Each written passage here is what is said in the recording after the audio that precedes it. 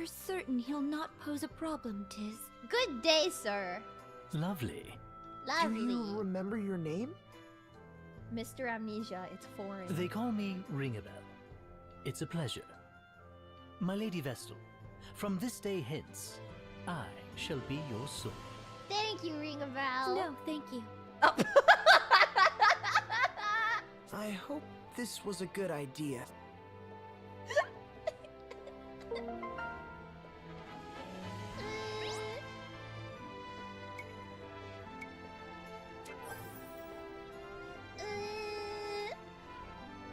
Basically, no, thank you. Tiz, might I have a word? What's on your mind? That Ringabel fellow, I'm just not... Are we truly certain? He doesn't seem like the most dependable guy. Nice enough, though. That isn't my point! He knew our names before we'd even spoken. Right. He said they were in that book of his or some such. Our names alone is troubling enough.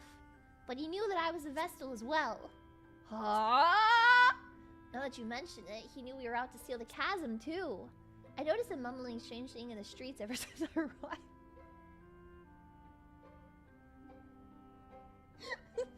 Tizzy's schizophrenic, he talks to himself. Not so strange as to give Milady offense, I hope. Mr. Ringabel? Please, no need for formality. Could you tell us how you knew Agnes was a Vestal of Wind? Oh, that. All written in this journal, my good man. Simple as that. And would you mind if I had a look at this journal? By all means, turn it over and shake it if you like. See what falls out. Maybe it'll get... And what's your tie to the girl traveling with the pyromancer? I'm the safer, apparently. Don't ask me how or why, I just know. Safer? You realize our errand at the Central Ruins is to put an end to the Firestarter's threat, yes? Quite. And I understand the girl may have something to say about it. In any case, I'm confident I won't be a burden. And I certainly have no intent of stopping you if that's a concern. Why don't you hold on to the journal for now? Investigate it to your satisfaction. And once satisfied, I hope you'll choose to place your trust in me. I suppose we'll see. Dots. I like that Agnes fucking hates him. Stop it! Thank you. Okay, this is... It's got all the stuff in here. I'm not reading all that. The only... Well, I like this stuff. I think this is kind of fun to look at. Because there's like... little blurbs. I'm not reading all that. So this, right? This. It's stuff about these guys. Oh wait, I can... Yeah, it has like their little things. So like Tiz, right? Tiz. Yeah. What are gaudy baubles? Gaudy baubles. Tis like seafood. Yeah, and there's cute little blurbs in here. Agnes likes sweets. And Ringabel, he likes spicy food and juicy things. And he hates sweet food. And Agnes likes sweets. Oh, whoops. Aerie has the funniest profile in the whole game because her dislikes are children and Ringabel.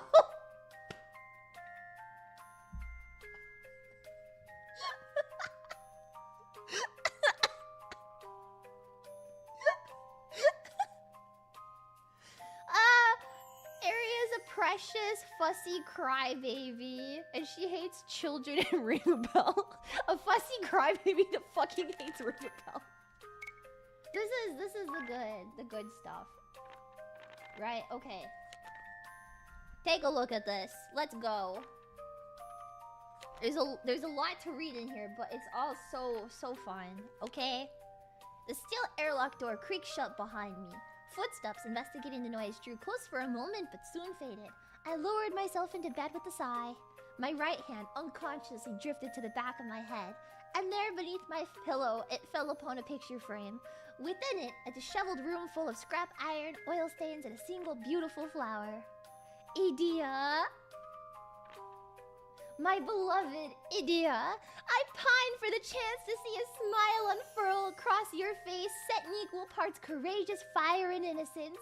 I long to hear your voice, sweet like a spring breeze. Let it speak my name and I shall die a happy man. I could hear the nervous shuffling outside my door of someone afraid to disturb me. Not afraid enough, it seems. I returned the photo to its hiding place and answered without bothering to conceal my irritation. I'm awake. What is it? I have the hiccups, I'm sorry. I skimmed the manual I'd been given and tossed it on the bed. I returned to Idia's smile, perfectly preserved within the picture frame. The echelot. My lips formed the words time and time again as I watched the new ship in tow from my cabin porthole. I have the hiccups so bad right now. The characters in this game are hot. You're like Victor. When your #1 hater puts you specifically on the list of things that they hate. Him and Ari haven't even beefed yet. And she's already saying that she fucking hates him. I wrote the Idia blurb specifically. No, you didn't. No, you didn't. The person that wrote this journal wrote the Idia blurb. I hurried for the capital as the sun dipped below the Norende Plateau. My steps are unnervingly light without my armor, and these clothes hang oddly on me.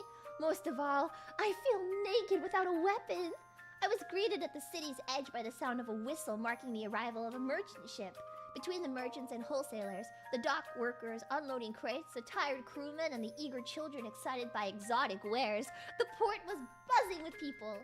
As I pushed my way upstream through the crowd and along the avenue toward the palace, I spotted a splendid building, its roof a rich navy. This must be the inn the old fisherman described. Inside, I found a man with a gentle... what is that word? Mien. Sitting behind a well-polished counter. I asked after any vacancies, but he replied with the... I don't know how to pronounce this word. Chagrined? Chagrined? We're full up tonight. It seems quiet for a full inn, but I don't suppose I could blame him. A walk-in customer at this hour, clearly not a local, no one to vouch for me. Any respectable innkeep would offer some version of the same excuse. When I inquired after a place to eat, he said down by the port there should be a cheap pub catering to sailors that's open until morning. Lovely. Back down I go. At the hill's bottom, I ate my fill at a food cart in the Drunken Sailors. And now it's back up to the inn. I refused to spend the night kept awake by carousing seamen.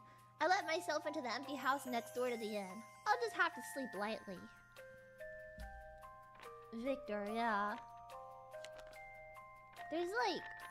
let me see.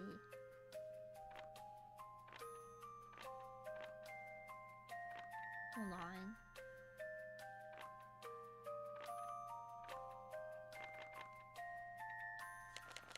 This is a good one. This is a real good one. Okay. Okay. Am I gonna read all of these to you? Yeah, maybe. I'm autistic. Okay. I was awakened by the sound of sword practice, shouts of exertion, and the pleasant smell of toast. One of the king's guard, perhaps? Looks about my age, reasonably skilled. I lay in my makeshift bed, lazily counting his swings. Hurry up, Owen. You'll be late. Upon hearing the innkeep's words, the youth replied and made his way down from the misty hilltop and into the inn. The scent of breakfast coming from next door has me drooling. One bite of my rock-hard bread brought me back to reality. The bacon burnt coal black and the murky, bitter coffee made me wish I had it. I suppose I can expect no more from a shabby stand in the port. After choking down my fill, I climbed the hill toward the palace. Supplied by a series of lush waterways, Kaldisla was once a formidable city fortress. These days, its Hook Central Avenue is lined with a magic shop, general store, armory, and other businesses. A large gate stands at the vestige of that era, though now it serves mostly as a site for the town bulletin board. proper English brekkie. This year's boar hunt is set to begin once the final slot is filled. Weapons provided by the hunting committee. Fuck. I'm sorry, I'm dyslexic. And I have the hiccups. Boar hunting? With the duchy attacking? I was speechless. As I made to leave, I felt someone grasp my shoulder. This fellow says he'll join the hunt! We ride today! I turned, shock and irritation laid bare, only to find Owen, the young man I had seen practicing in the fog that morning. My initial protests were drowned in a rising cheer, and as the smith handed me a broadsword and buckler, I dumbly accepted. Potions from the town chemist followed. Between their expectant smiles and Owen's grin, I found myself unable to say no. On the road, I was told a litany of facts I cared nothing about. The search for food to fatten up before hibernating apparently drives the giant boars to local farms, where they raid crops and injure workers. And as a result, the city gathers volunteers each year to hunt them. When I'm a boar and I'm gonna hurt you, I'm gonna hurt you, I'm gonna hurt you, I'm gonna hurt you, I'm gonna hurt you. Because I'm a wild boar. Aren't wild boar like... What is it? What are they called? Invasive? Aren't they invasive and people have to like kill them in like real life too? The hiccups, oh my god. I should drink water instead of coffee. They're super dangerous. I think I saw a video of like these people in a helicopter and they were sitting like, maybe it was Mr. Beast actually. They were like in a helicopter and they were shooting darts at them. They're just regular pigs that got loose. But like, what's the difference? I don't know how you tell. There's a serious problem. Just hold your breath, bro. As captain of the guard, I discover, responsibility for overseeing the hunt falls upon Owen. The armorer was slated to participate, but a leg injury has him on crutches. Owen says he was searching for a replacement when he found a promising candidate during his morning practice. Lucky him. We walked a full, tiring day stalking out prey.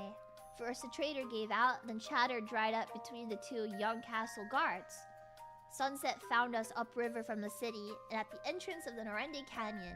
Just as we decided to make camp, a rustling came from the thicket behind us. The boar that leapt out was indeed giant, a vicious, one-tusked monster that had survived last year's hunt. In a flash, it gored one of the guards, then the other, leaving only Owen, me, and the trader. This boar fucking jumped out of the bush and mauled these other guys to death. Like, okay. The boar stamped the ground, preparing to charge the old man, now paralyzed with fear. I expect we'd all given up hope for the kindly old merchant when the beast suddenly changed course. With only seconds to react, Owen landed a mighty blow, felling the monster in a single strike. I set about treating the young guard's injuries. The trader, still clearly worked up, narrated Owen's victory to the two boys. With every reverent word, I felt as though I was being... Ring a bell's useless. The others took to sleep while I sat and watched the fire keep going. Owen rose and came to sit behind me. Beside me. I'm going dyslexic, I'm sorry. Thanks for before. I kept silent, but he pressed on. Look at Owen! Isn't he cute? He's so cutie-ful. The boar only I'm not dyslexic. The boar only changed targets because you circled behind me and channeled your energy in it. It's thanks to you we're not carting home a corpse. He sat waiting, apparently bent on receiving a response. His grin was infectious. I took the I'm going dyslexic! I took the surest course of action, I replied as I held aloft my broadsword. I had my doubts his blade was up to the task. The weapon's edge was chipped in places, its length bent. With a gentle shake, the pommel gave an unsettling rattle. Owen burst into laughter at the noise. Apparently, my response passed muster. He continued, the grin never flagging. Starting tomorrow, you'll stay in my place. I'll give word to my father to open a room for you. I was dragged on this hunt, but if it earns me a real breakfast, it's a bargain I take gladly. The innkeep's voice and the smell of coffee being laid on the table roused me from my thoughts. You're from Anchime, eh? You'll be wanting extra sugar then. Politely declining, I took a sip. Quality beans roasted to perfection. Exquisite. After the hunt, we carried the wounded back to town. We tied the boar on a high tree branch. Owen said the townspeople would come for it later. After seeing to the boy's treatment, Owen invited me to his home, the inn. Savior was the title he used when introducing me to his father. I was mortified. I was on a journey of personal discovery, originally come from Anchime. They brought my arbitrary lies without hesitation. They welcomed me. That evening, we dined early and well. The boar had been carted back to town, and our share of the meat filled the table.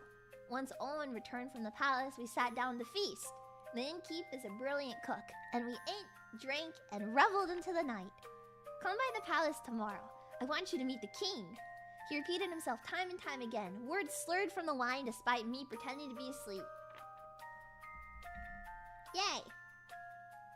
There's a lot of these, but they're good, I promise. I'm so autistic. I promise you these are good. I have the physical real life version of this. I love these notes so much. You will come to like them too, I promise.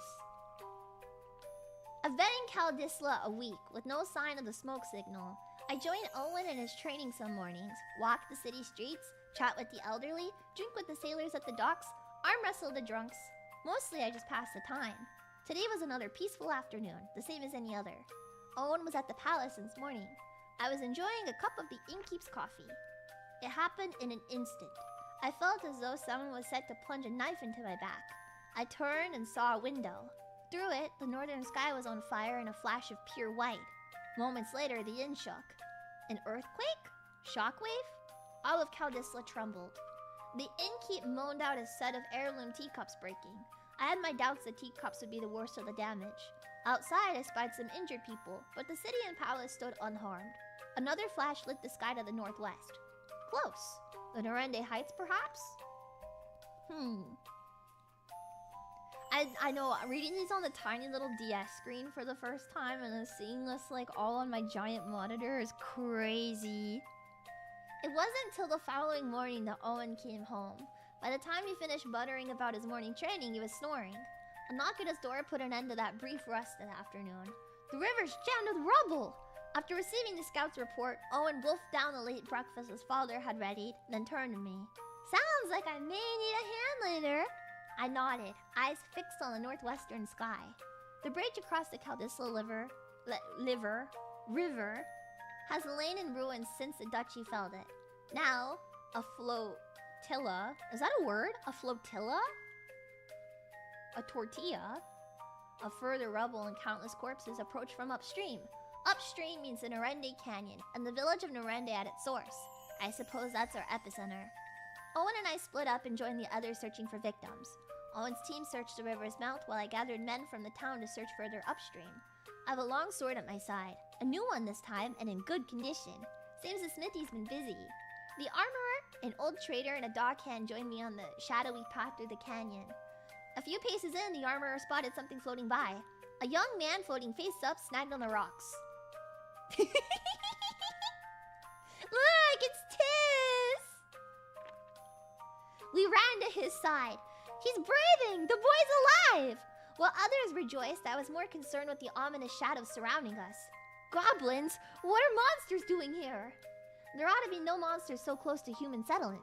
Not in these numbers. The townspeople were clearly overwhelmed. No doubt this was their first such encounter. I hesitated, unsure for a moment. But no, I had to take action!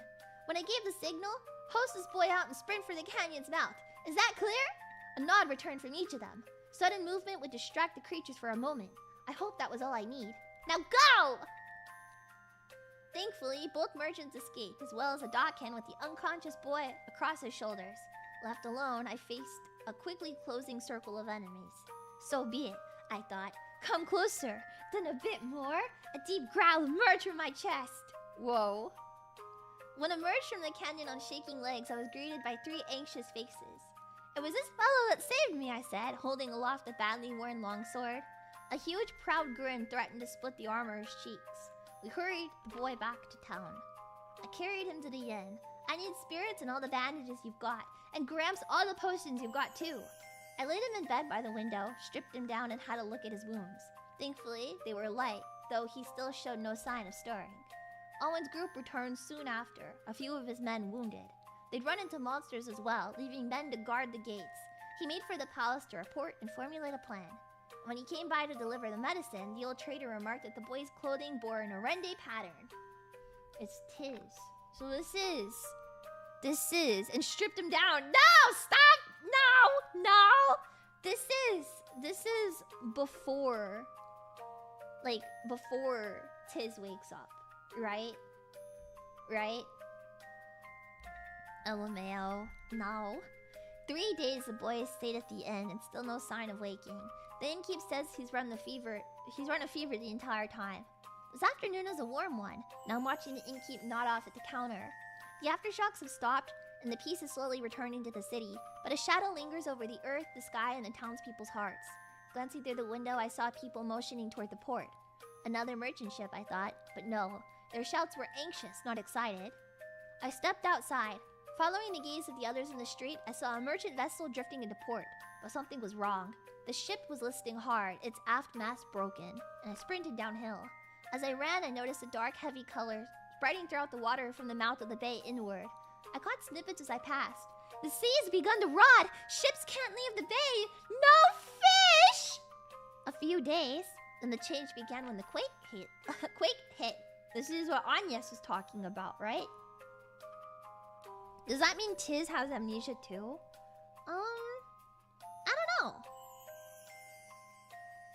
I don't know. They're fishless!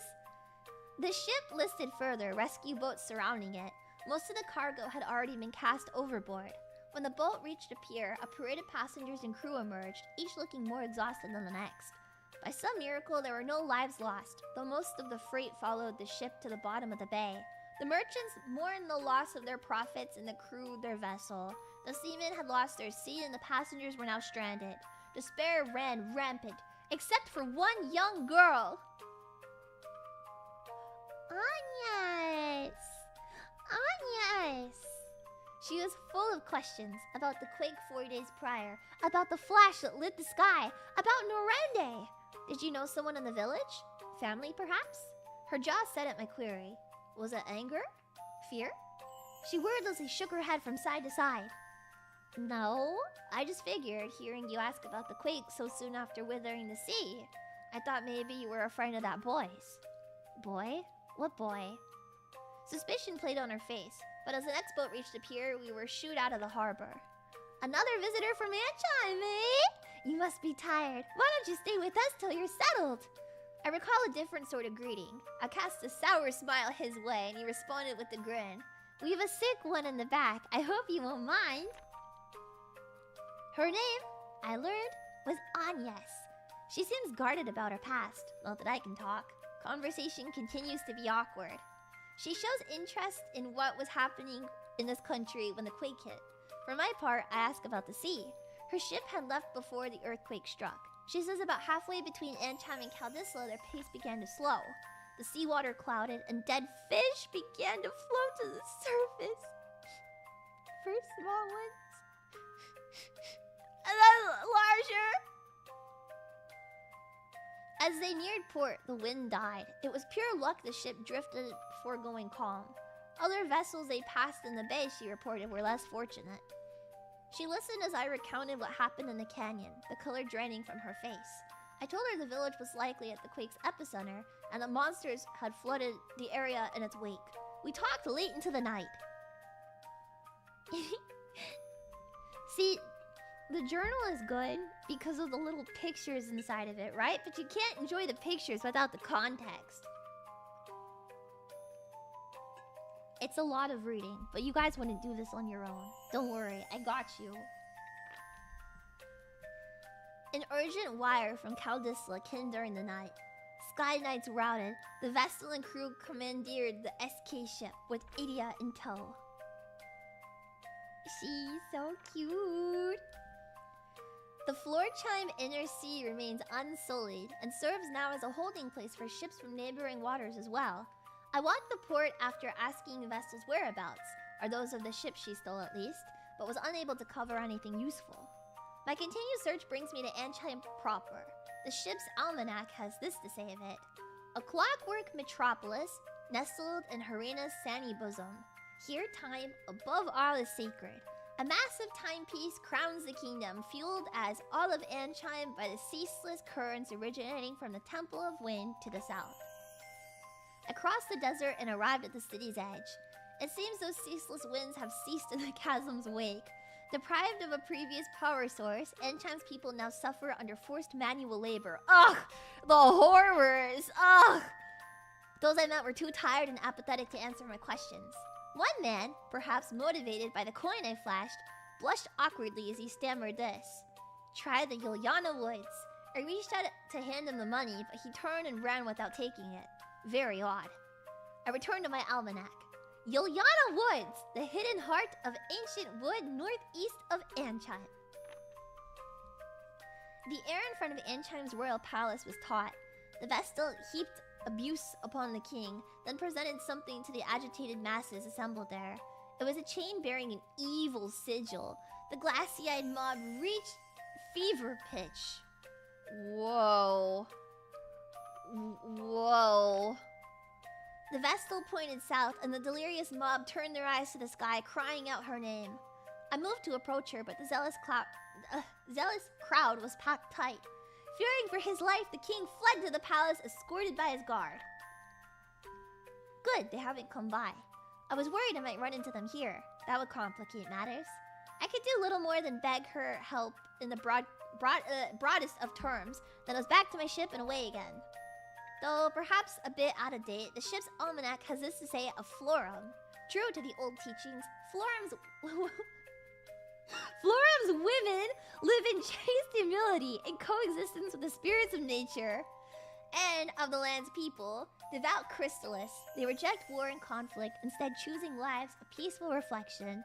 Sounds like a recipe for carnage if the two heard these words. I love Florum. It's my favorite town in a video game ever. You will see. Not if I can help it. Not if I can help it. They're super Catholic. Yeah. After 3 weeks of anxious silence, they finally sent word. The Wind Vestal entered the Sacred Flower Festival. And then this is 2 months later. It's been 4 years since I stood here. The fortress stands grim and imposing as ever. Just what do they aim to do with a sword that large? My guide greeted me respectfully. I suppressed my desire to break his face.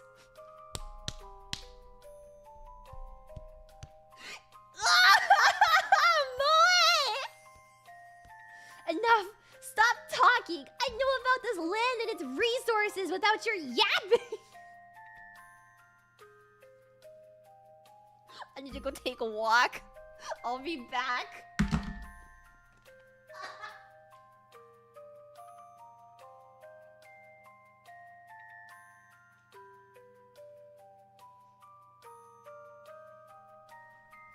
She can't handle it. It's too more. It's too more. This guy has such a bad attitude. It's so cute.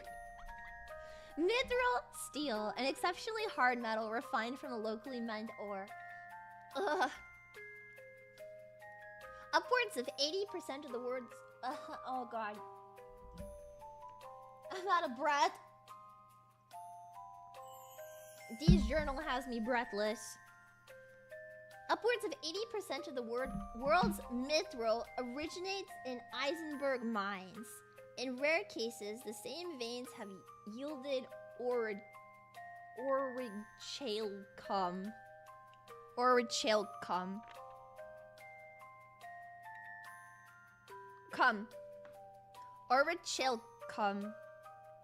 Sure. An extremely precious metal found exclusively in Eisenberg. Its durability is unrivaled, making it ideal for use in weapons and armor. Also notable is an extreme amount of energy released when the metal is melted under high pressure. It's all common knowledge! Does he think we don't have schools? Upon entering, I found the place utterly unchanged. I still have the old layout memo on Starkfort's status and layout. We soon arrived at the top floor. Just how long do you intend to chase at my heels? When I barked at the guide, he seemed genuinely confused. A waterfall of sweat poured from him. A guffaw rang out, cutting off any further tirade. The guide scuttled off, and a giant hand came clamping down on my back. Someone please explain to me how I wound up defending this brat? Right. Because that fat scum and the weakling started eagerly talking about torturing the information out of him. Disgusting.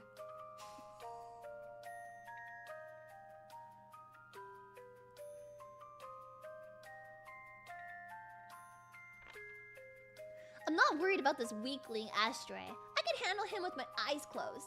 But the drugs the fat one cooks up, the poisons especially, could ruin the child's body. And so we stood there staring each other down for a full half hour. It wasn't for another 30 minutes the old man Battle Axe caught wind of the standoff and came to my rescue. Fatty and I were both drenched in sweat by that point. Astray and the brat had passed out.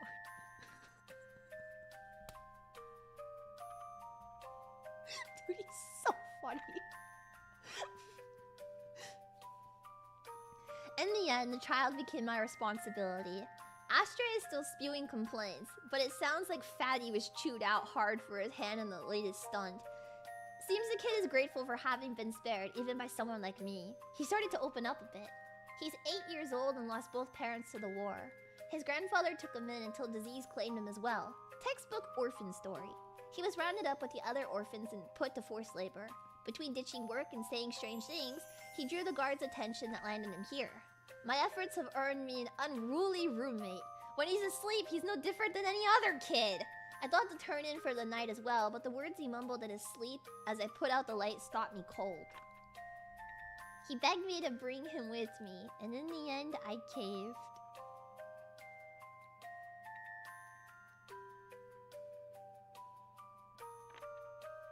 He pulled a lever in the rock or some such, and a tunnel into the magma caverns opened up. I'd never felt such heat. Between the steep, narrow path and this blasted heat and having a brat in tow, my progress was miserably slow.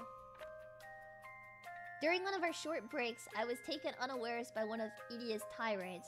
Distracted or not, careful to watch my back or not, I'd allowed the enemy to draw near without so much as realizing it. Absolutely mortifying.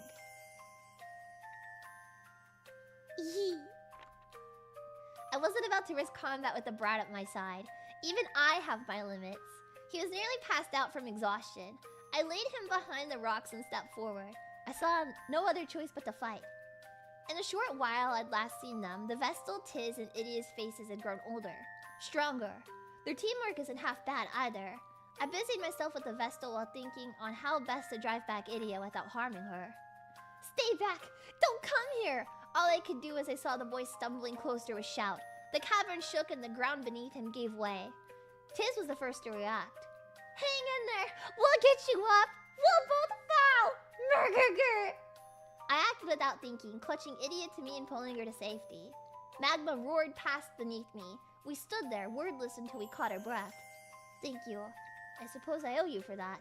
I reflexively jumped back. Idia stood there, Issei no Kami held drawn and ready. Some thanks. Anya shielded the boy while Tiz came to join Idia. The sound of her swing cut the air. The ground beneath me crumbled once more. I saw the look of shock on Idia's face as if time were standing still. I slowly fell toward the magma below, joined by a shower of falling rock, and my vision went red. I'm alive somehow, and when I woke, my body refused to respond. I think I was lying down. My eyelids felt as though they were glued shut. A familiar voice grated in my ear. Of course he'll recover. Just who do you think you're addressing, huh? If I've orders to fix him, I'll see him fixed. As much as I may enjoy his current state. He'll live, though I'll be sure he suffers for having humiliated me. The days that followed were hell.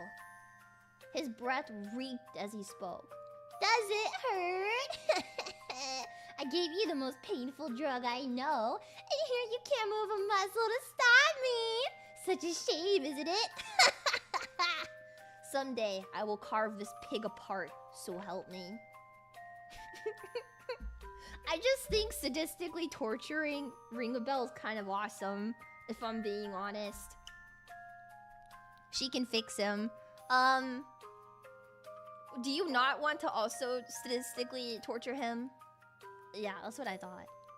I woke to a familiar engine noise and the smell of oil, but sleep soon found me once more. When I next woke, I was floating in some kind of liquid.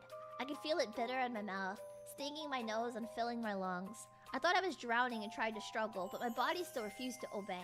I quickly slipped back into the darkness. A cold, unpleasant voice woke me. A nasty bit of work, this. Torture under the guise of treatment. It was wise to transport him here when we did. Few days more and, well... Worry not, I'll have him back good as he was. You have my guarantee. The voice next turned to me. And how are we feeling? My eyes opened, stung by the light and medicated fluid. Today is the 24th. You've been out a month and a week, but worry not. None of your correspondence seems especially pressing. See? He held a slip of paper up to the tank. Bring the orphan to the Inn of Origin. What does that mean? Is it code? I can't make sense of it. It made little sense to me too, but it was... I felt relief at knowing the boy was alright. That wasn't your only inscrutable message. I drifted in and out as he read more, catching only snippets. Earth crystal, grand ship, engine room. Some days or weeks later, the liquid was drained from the tank and I was left to stave off gravity with atrophied legs. Buckle up! You'll be back to your old self given a week. I made sure of that. With that final dismissive comment, he turned and left. I moved to a civilian hospital to recover. I trained back up to full stamina in 6 days, mostly out of spite. No trace remained of the burns I assumed covered my body, and he reversed any effects of whatever the pig had injected me with while I was at it. It galls me to say, but the man does good work. This is the last one. How many days have passed since I left his side? A pillar of light has stood above the southern sea for some time now, just as he predicted. That leaves little room to doubt his second prediction will hold true. Within the coming days, the Vestal and her friends will come here. I only pray I have the strength to stop them as I was asked to. I like the way Tiz looks on this. He's so cute. Thinking back, the Vestal's followers have been with her from the start, ever since Caldisla. Agnes oblige, Vestal to the Wind Crystal. I never imagined the young girl I met on that pier would bear such a fate. And 'tis Aurier, for the boy I pulled from that canyon river to become a guard and ally to the Vestal on her journey. It seems on so many counts I bear the fault for all of this. A long, harsh journey to erase the Great Chasm. A vessel who crossed the putrid sea and stagnant air to arrive. A boy whose home was swallowed. In retrospect, they all seemed a natural pair. Inevitable, even. And Idia, I expect you two will join the Vestal here. You were ever a tomboy. Capricious. Pure and stubborn. Quick to tears. Perfect. I know not what it is you see in the Vestal, what spark resonated within you, but I swear by this now, I will keep you safe at any cost. I always longed for a family, and I will not see it destroyed.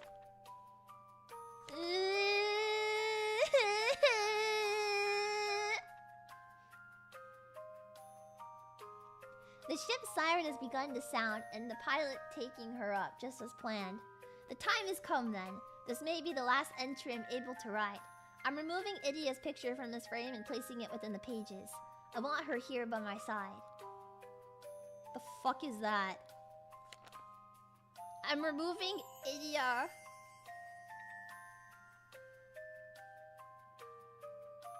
Idia's picture from the frame and placing it within these...